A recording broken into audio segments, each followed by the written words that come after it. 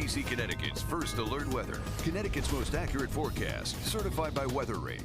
I want to take you out to our new London camera this evening. Check out this sunset that's setting up out there right now. As the sun continues to fall below the horizon, you can see some of those pinks and yellows reflecting on the water out there. Just absolutely gorgeous. So your weather headlines for your Saturday night.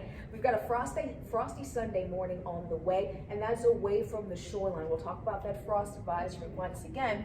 But in addition to that, we've got quiet conditions, several days of sunshine on the way, but we still have those drought conditions, even with the latest drought monitor that came out on Thursday. We still need some rain, and I do think we'll see some of that later on in the week. Remember, we do get to enjoy a couple more days of some sunshine. Satellite and radar, it's quiet out there, not just for us, but across New England as well. It's pretty quiet.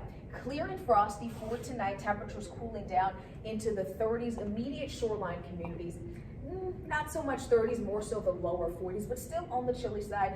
If you ask me, which you didn't, I would close the windows for tonight. Light winds for this evening. Here's your hour-by-hour forecast. I've got the feels like temperatures. They're going to be feeling like the 40s and eventually dropping down into the 30s for this evening. As far as those feels like temperatures with clear skies, we do get those temperatures to cool down just a little bit more efficiently versus if we had some additional cloud cover overhead. So going into 7, 8 in the morning, we do start to see a little bit of a warm-up once that sun does rise and starts to heat things up for the day tomorrow. Let's talk about the full moon, my friends. I accidentally said waning gibbous during my first weather hit. It's actually waxing gibbous. We're heading toward the full moon versus coming out of it.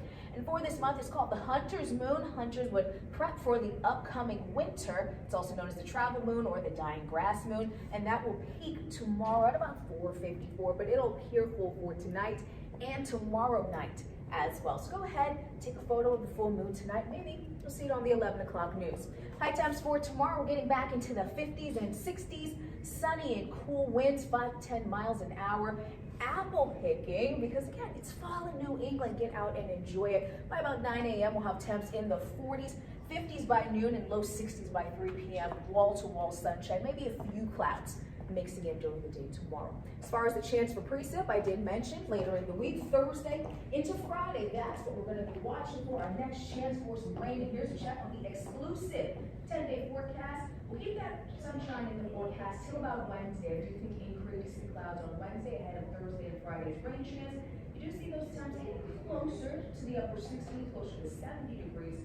Quick check on that shoreline exclusive 10-day forecast. Move back into the mid to upper 60s, excuse me, starting on Monday. You saw where I want the temps to be, but that's not the forecast, my friends. 60s as we go through the 10-day until early next week.